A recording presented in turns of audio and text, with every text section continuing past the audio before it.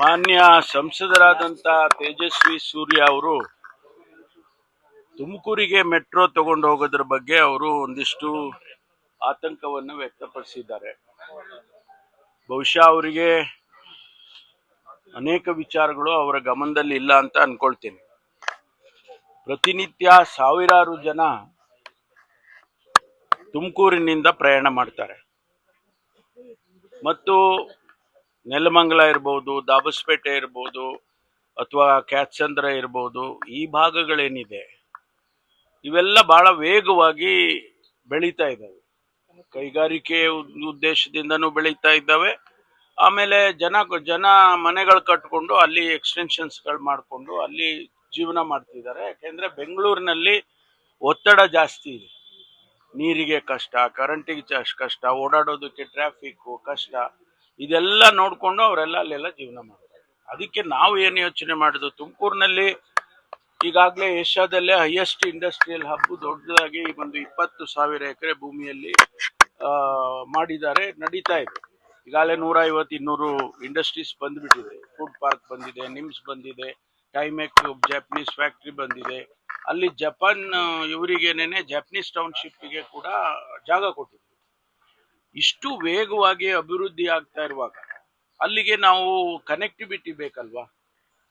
ಒಂದಲ್ಲ ಎರಡಲ್ಲ, ರಸ್ತೆ ಇರ್ಬೋದು, ಮೆಟ್ರೋ ಇರ್ಬೋದು, ಇನ್ನೊಂದು ರೈಲ್ ಇರ್ಬೋದು, ಇದೆಲ್ಲ ಕನೆಕ್ಟಿವಿಟಿ ಇದ್ರೆ ಬೆಂಗಳೂರಿಗೆ ಪ್ರೆಷರು ಕಡಿಮೆ ಆಗುತ್ತೆ ಅನ್ನುವಂಥ ಉದ್ದೇಶ.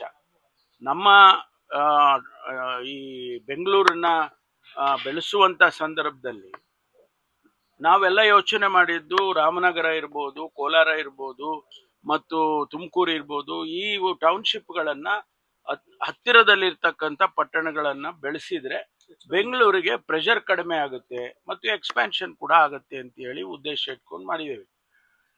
ಈಗಾಗಲೇ ನಾನು 2-3 ವರ್ಷದ ಹಿಂದೆನೇನೆ ಇದನ್ನ ಪ್ರಸ್ತಾಪ ಮಾಡಿದ್ದೆ. ತುಮಕೂರಿಗೆ ಮೆಟ್ರೋ ರೈಲನ್ನು ತಗೊಂಡು ಹೋಗ್ಬೇಕು ಅಂತೇಳಿ. ಅಲ್ಲಿಂದ ಇಲ್ಲಿವರೆಗೂ ಚರ್ಚೆಗಳಾಗ್ತಾ ಇದೆ, ಎಲ್ಲ ಆಗ್ತಾ ಇದೆ. ನಾವು ಈ ಸಂದರ್ಭದಲ್ಲಿ ಮಾನ್ಯ ಮುಖ್ಯಮಂತ್ರಿಗಳು ಬಡ್ಜೆಟ್ನಲ್ಲಿ ನಾವು ಇದನ್ನ ಪರಿಶೀಲನೆ ಮಾಡ್ತೇವೆ ಅಂತ ಬಡ್ಜೆಟ್ನಲ್ಲಿ ಹೇಳಿದ್ರು. ಫೀಸಿಬಿಲಿಟಿ ಸ್ಟಡಿ ಮಾಡ್ತೇವೆ ಅಂತ ಫೀಸಿಬಿಲಿಟಿ ಮಾಡಿದ್ರು. ಫೀಸಿಬಿಲಿಟಿಯಲ್ಲಿ ಅವರು ಪಾಸಿಟಿವ್ ಆಗಿ ಕೊಟ್ಟಿದ್ದಾರೆ. ಈಗ ಅದಾದ ಮೇಲೆ ನಾನು ಒಂದು ಸಭೆ ತಗೊಂಡು ಎಲ್ಲರಿಗೂ ಮಾತನಾಡಿ ಚರ್ಚೆ ಮಾಡಿ DPR ಮಾಡೋದಕ್ಕೆ ಅನುಮತಿಯನ್ನ ಕೊಟ್ಟಿದ್ದಾರೆ. DPR ಮಾಡಿ ಆನಂತರ ಅದರ ಡೀಟೇಲ್ಸ್ ಎಲ್ಲ ಬಂದ ಮೇಲೆ ಅದಕ್ಕೆ ಕಾಸ್ಟು ಅದೆಲ್ಲ ವರ್ಕೌಟ್ ಮಾಡಿ ಎಲ್ಲಿಂದ ನಾವು ಹಣ ತರಬಹುದು. ನಾನೇ ಖುದ್ದಾಗಿ 2-3 ಕಂಪನಿಗಳ ಜೊತೆ ಮಾತಾಡಿದಾಗ ಅವರು ನಾವು ಇನ್ವೆಸ್ಟ್ ಮಾಡ್ತೀವಿ, PPP ಮಾಡೆಲ್ನಲ್ಲಿ ನಮಗೆ ಕೊಡಿ, ನಾವು ಇನ್ವೆಸ್ಟ್ ಮಾಡ್ತೀವಿ, 20,000 ಕೋಟಿನೋ 20,000 ಕೋಟಿನೋ ನಾವೇ ಹಾಕ್ತೀವಿ ಅಂತ ಹೇಳಿದ್ದಾರೆ. ಅಫಿಷಿಯಲ್ ಆಗಿ ಮುಖ್ಯಮಂತ್ರಿಗಳಿಗೆ ಲೆಟರ್ ಕೊಟ್ಟಿದ್ದಾರೆ. ನಾವು we are ready to invest in Karnataka ಅಂತೇಳಿ ಮಿಡ್ಲ್ ಈಸ್ಟ್ ಇಂದ ಖತಾರಿಂದ ಅಂತ ಕಾಣಿಸುತ್ತೆ ಅವರು ಕೊಟ್ಟಿದ್ದಾರೆ. ಇಷ್ಟೆಲ್ಲ ಆಗಿರುವಾಗ ಏನೂ ಅದರ ಹಿನ್ನೆಲೆನೂ ಅರ್ಥ ಮಾಡ್ಕೊಳ್ಳದೆ, ನನಗೆ ಗೊತ್ತಿಲ್ಲ ಯಾವ ಉದ್ದೇಶಕ್ಕೆ ತೇಜಸ್ವಿ ಸೂರ್ಯ ಅವರು ಆ ರೀತಿ ಹೇಳಿದ್ದಾರೆ ಗೊತ್ತಿಲ್ಲ. ನಾನು ಕೂಡ ಅವರ ಜೊತೆಯಲ್ಲಿ ಮಾತಾಡ್ತೇನೆ. ಯಾಕೆಂದ್ರೆ ಇದು ಸಂಘರ್ಷದ ಪ್ರಶ್ನೆ ಅಲ್ಲ, ಇದು ನನಗ್ ಬೇಕು ನಿಮಗ್ ಬೇಡ, ನಿಮಗ್ ಬೇಕು ನನಗ್ ಬೇಡ ಪ್ರಶ್ನೆ ಅಲ್ಲ. ಇದು ರಾಜ್ಯದ ಅಭಿವೃದ್ಧಿ ಮತ್ತು ನಮ್ಮ ಬೆಳವಣಿಗೆ ಅಭಿವೃದ್ಧಿ ದೃಷ್ಟಿಯಿಂದ ನಾವು ಇದನ್ನ ಯೋಚನೆ ಮಾಡಬೇಕು.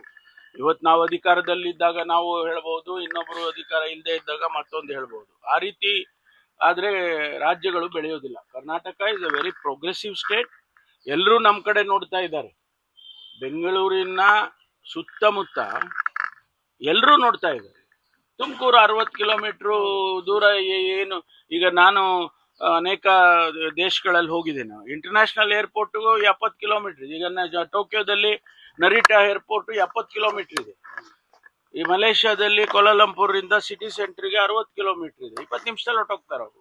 ಅಂತ ಫಾಸ್ಟ್ ಟ್ರೈನ್ಸ್ ಎಲ್ಲ ಹಾಕಿದ್ದಾರೆ. ಆ ರೀತಿ ನಾವು ಪಾಸಿಟಿವ್ ಆಗಿ ಯೋಚನೆ ಮಾಡಬೇಕೆ ವಿನಃ ನಾವು ಆ ರೀತಿ ನೆಗೆಟಿವ್ ಆಗಿ ಯೋಚನೆ ಮಾಡಬಾರ್ದು.